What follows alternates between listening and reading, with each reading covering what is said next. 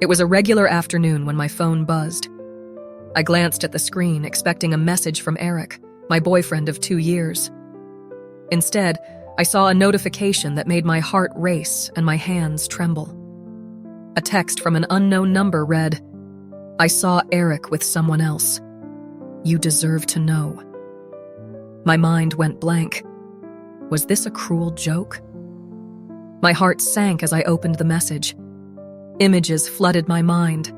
The two of us laughing at our favorite cafe, his arms wrapped around me as we danced in our living room, late-night talks that made everything feel perfect. I shook my head, trying to push the memories away. "No, it can't be true," I whispered to myself. But deep down, a chilling doubt began to take root. I picked up my phone, my fingers hovering over the screen, hesitating to call my best friend, Mia. What if this is real? What if he's cheating on me?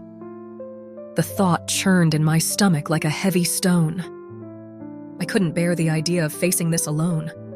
So I dialed Mia's number. "Lila, what's up?" she answered, her voice bright and cheerful. It felt like a stark contrast to the storm brewing inside me. "Mia, I need to talk. It's urgent," I said, my voice shaking. "Sure, what's going on?" she asked, her tone shifting to concern. "I got a message about Eric," I managed to say, my throat tight with emotion. There was a brief pause before Mia responded. "What did it say?" I took a breath and told her everything. When I finished, there was silence on the other end. "Lila, I'll be right over," she said finally. "We need to figure this out." Less than 30 minutes later, Mia burst through my door, her face a mix of determination and worry. "Show me the message," she urged, her eyes scanning my screen. I handed her my phone, my heart pounding as she read the text. "Okay, we need to find out the truth," she said, setting her jaw. "Let's go ask around. I'll talk to some friends who might know what's going on." "Do you really think they'll tell us?" I asked, my voice barely above a whisper. Mia nodded. "If he's cheating, someone will have seen something. You deserve to know, Lila." As we left my apartment, a whirlwind of thoughts invaded my mind. Should I confront Eric? Or was it better to gather evidence first? What if I was wrong? What if this was all a misunderstanding? The drive to our friend Jake's place felt like a blur. I gripped the steering wheel, focusing on the road ahead, but my thoughts were a tangled mess. I replayed our happy moments together, the way he made me feel safe and loved. How could he betray me like this? When we arrived, I felt a wave of anxiety wash over me. What if I'm wrong? I muttered as we entered the living room filled with friends, laughter echoing around us. "Lila, listen," Mia said, her voice steady. "If he is cheating, you need to confront him. But we need proof first. Let's talk to Jake and see if he knows anything." Jake was lounging on the couch, a beer in hand. As I approached him, I felt both hopeful and terrified. "Hey, Jake," I said, forcing a smile. "Can I ask you something?" "Sure, what's up?" he replied, looking curious. "Have you seen Eric around lately, or with anyone else?" I asked, my heart racing. Jake frowned. "Not really, but I can ask around. Why?" I took a deep breath, my resolve hardening. "I got a message about him. I'm just trying to figure out what's going on." As Jake nodded and promised to help, I felt a mix of dread and determination. My world was shattering, but I knew I had to confront the truth. Should I confront Eric now, or wait for more evidence? The answer felt like a weight on my chest. Amidst the laughter and chatter of the party, I felt isolated, trapped in my thoughts. I had to make a choice soon, but the fear of betrayal loomed over me like a dark cloud. "Lila, are you okay?" Mia asked, her concern evident. "Not really," I replied, my voice barely a whisper. I don't know what to do." Mia squeezed my hand. "Whatever happens, I'm here for you. We'll figure this out together." As the night went on, the uncertainty gnawed at me. Should I confront Eric or keep digging? The answer felt just out of reach, and I was left standing in the middle of my heartache, waiting for the truth to reveal itself. I stood in my living room staring blankly at the wall. The revelation of Eric's betrayal twisted in my stomach like a knife. I felt broken, lost in a sea of emotions that I couldn't quite grasp. But as the days passed, something inside me began to shift. Instead of drowning in sorrow, I decided to fight back. Revenge became my way of coping. I needed to transform my pain into something powerful. "Lila, are you okay?" my friend Mia asked, concern etched on her face as we sat on my couch. "Honestly, no. But I'm going to do something about it," I replied, determination creeping into my voice. Mia raised an eyebrow. "What do you mean?" "I mean, I'm going to make him pay for what he did," I said, feeling a surge of adrenaline. The thought of Eric laughing with someone else while I sat in misery was unbearable. "So you're planning revenge?" she asked, her tone cautious. "Yeah, but it's not just about revenge. It's about reclaiming my power," I said, my heart racing at the thought of taking control of my life again. The plan began to form in my mind. I would observe Eric's routine, learn his habits, and infiltrate his social circle. Under the guise of being carefree and happy, I would gather information. I would be a ghost in his world, watching him closely while he had no idea I was there. Days turned into weeks, and I became a master of disguise. I would dress in vibrant colors, laughing and smiling as I attended parties and gatherings where Eric would be. I felt like a new person, confident and determined. I was no longer the heartbroken girl. I was a force to be reckoned with. One evening, I spotted Eric at a bar with his friends. My heart raced, but I pushed the nerves aside. I walked in, my head held high, and joined the group. "Lila, you made it!" one of Eric's friends exclaimed, pulling me into a hug. "Of course! I wouldn't miss it for the world," I replied, forcing a smile. I could see Eric across the room. He looked happy, laughing with another girl. It stung, but I reminded myself why I was there. As I mingled, I caught snippets of conversation that made my blood boil. They talked about the latest party, how fun it was, and I remembered the nights Eric and I had shared. I recalled our laughter, our dreams, and then I thought about the betrayal.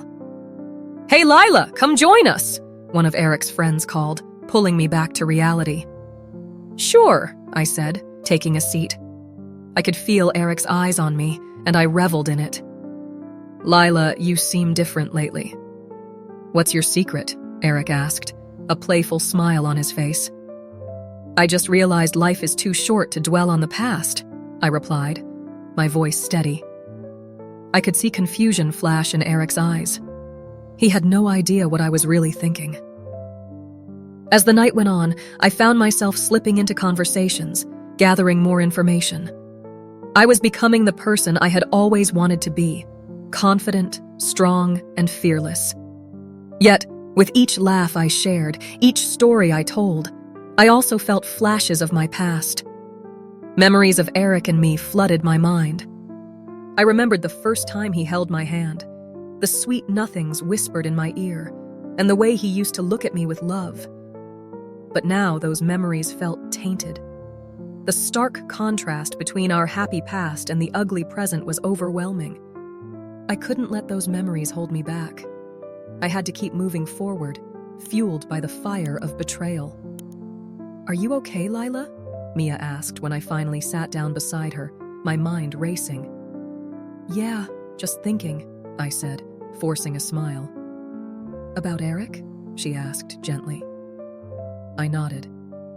"I'm ready to turn the tables," I said, my voice filled with newfound strength. "He has no idea what's coming."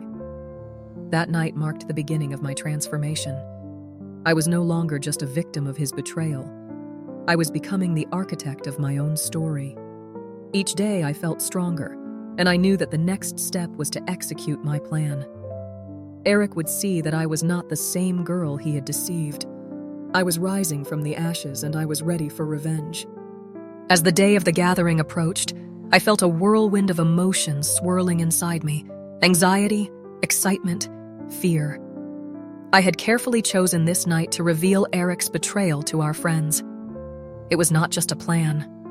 It was a chance to take back my story. I spent hours imagining how everything would unfold, from the moment I walked into the room to the instant I confronted him. What if they don't believe me? I muttered to myself, pacing back and forth in my living room. My mind raced back to the evidence I had gathered. It was solid, yet doubt crept in like a shadow. I pulled out my phone and stared at the messages, the photos, the damning proof of his infidelity. "Lila, you've got this," I whispered, trying to bolster my confidence. I could almost hear my best friend Mia in my ear. "You deserve to be heard." Still, I couldn't shake the feeling of dread. I took a deep breath and forced myself to think of the moments that led me here. The laughter we shared, the dreams we built together. It all felt like a cruel joke now. I remembered the times Eric held me close, promising me the world, only to shatter it with his betrayal. That night, as I got ready, I put on a dress that made me feel strong. It was a deep shade of red, bold and striking, just like I needed to be. I glanced in the mirror and whispered, "You are more than his lies." When I arrived at the gathering, the familiar faces of friends greeted me, but their smiles felt different. They were unaware of the storm brewing inside me. I walked into the room with my heart pounding, scanning for Eric. There he was, laughing with friends, blissfully unaware of the chaos that was about to unfold. "Hey, Lila, you made it!" One of our friends, Jake, called out, pulling me into a hug. "Yeah, wouldn't miss it for the world," I replied, forcing a smile while my insides twisted with anticipation. As I moved through the crowd, I felt a surge of empowerment. This was it. I was reclaiming my narrative. I caught Mia's eye from across the room. She gave me a nod, her expression filled with encouragement. I took a deep breath and approached the center of the room, where Eric stood with his usual charm. "Can I have everyone's attention, please?" I said, my voice steady despite the storm inside me. The chatter faded, and all eyes turned to me. I could feel Eric's gaze shift, a flicker of confusion crossing his face. "Lila, what's up?" he asked, a hint of nervousness in his tone. I squared my shoulders, feeling the weight of the moment pressing down on me. "There's something important I need to share with all of you," I began, catching the curious expressions of our friends. Eric's smile faltered. "What are you talking about?" Ignoring him, I continued. "I found out that Eric has not been faithful to me."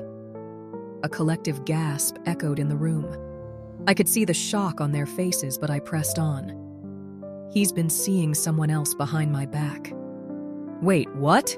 Jake exclaimed, his eyes darting between us. The room buzzed with murmurs. "Do you have proof?"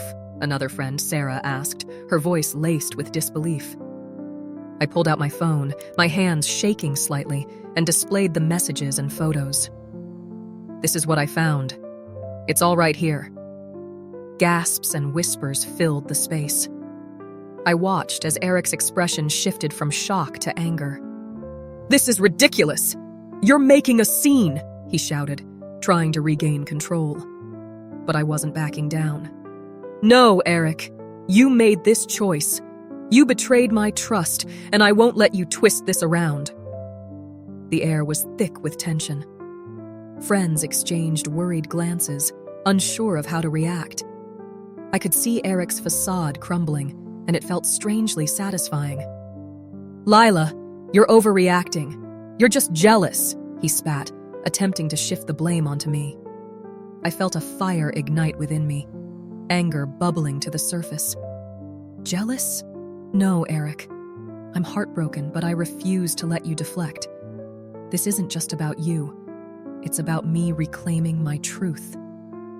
In that moment, I realized that this confrontation was not just about Eric. It was about standing tall, about owning my pain and turning it into power. I had finally found my voice, and it felt liberating. As the room stood still, I knew that whatever happened next, I was ready to face it. I was no longer just Lila, the girl who loved Eric blindly. I was Lila, the woman who would not be silenced.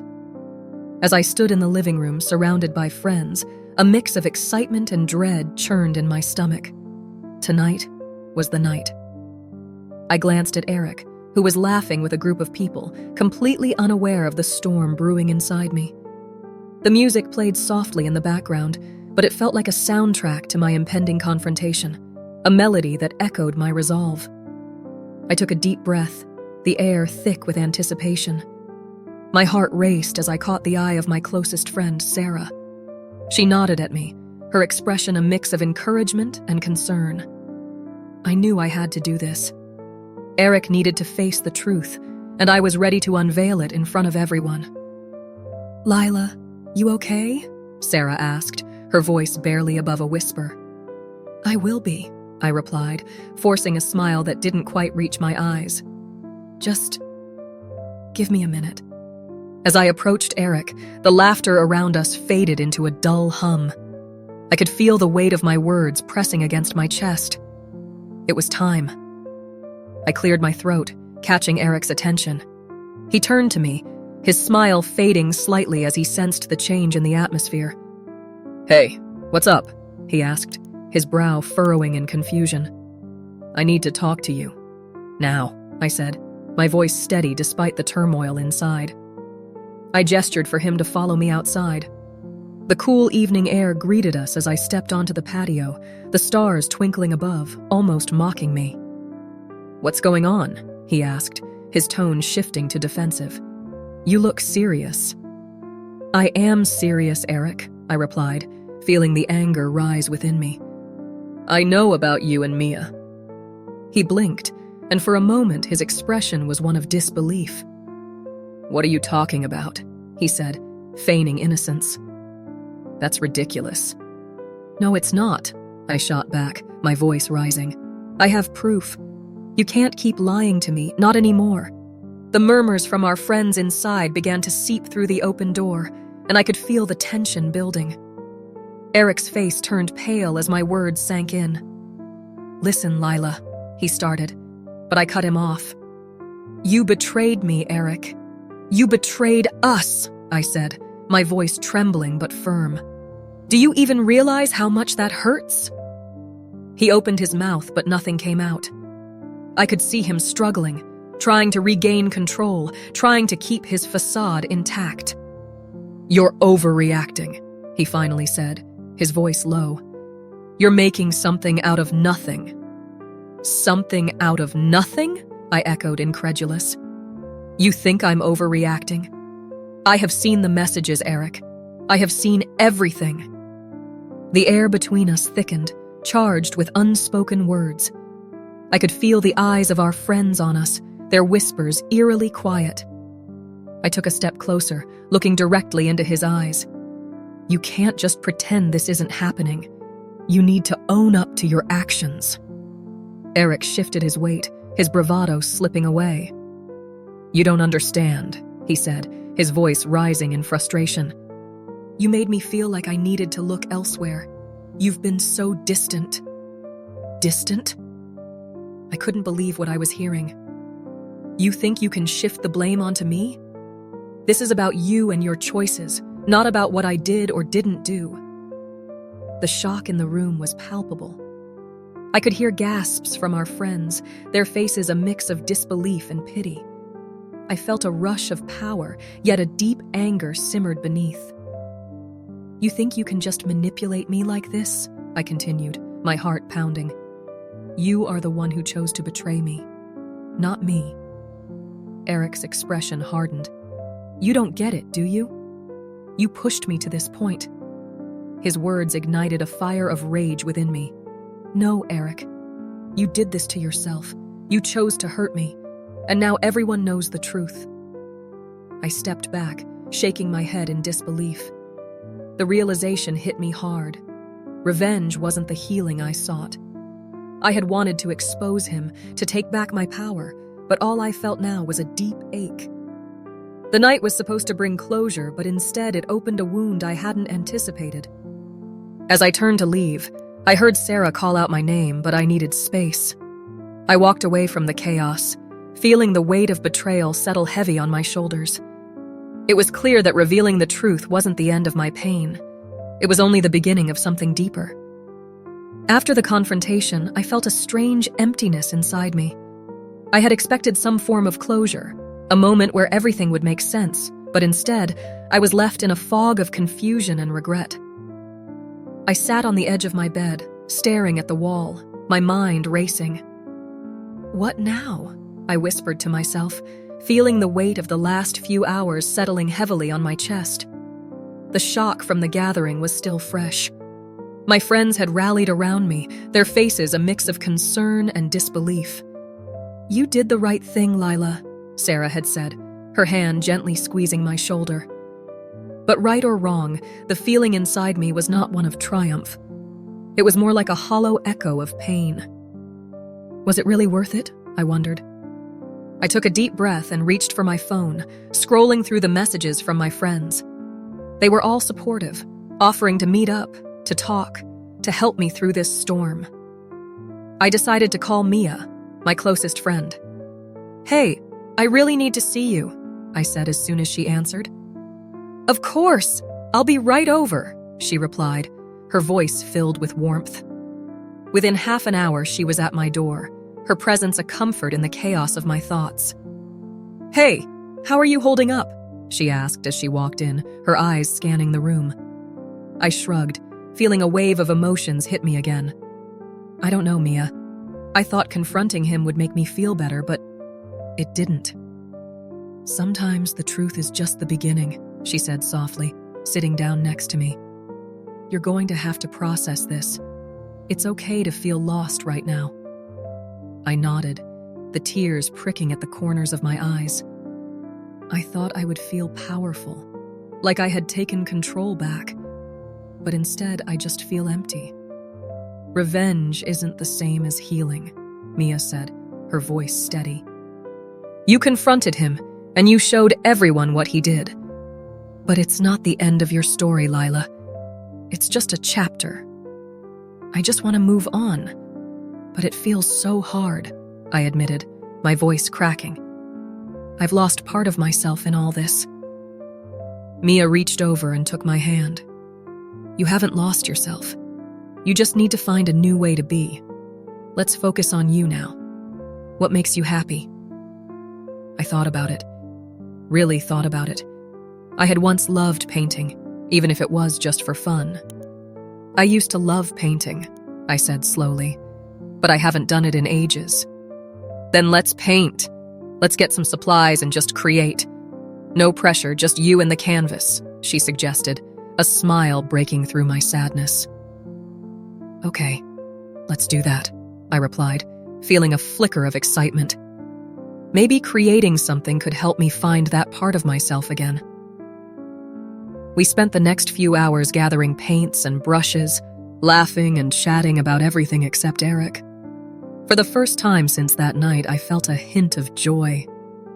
As we set up in my living room, I let the colors flow on the canvas, each stroke representing my feelings. "Look at that! You still have it!" Mia exclaimed, leaning over to admire my work. "This is beautiful." "It feels good to express myself this way," I said, my heart lifting. I forgot how much I needed this. "You're finding your strength, Lila. Remember, it's not just about Eric. It's about rediscovering who you are," Mia encouraged, her eyes sparkling with pride. As the day turned into night, I started to feel lighter. The echoes of betrayal were still there, but they no longer defined me.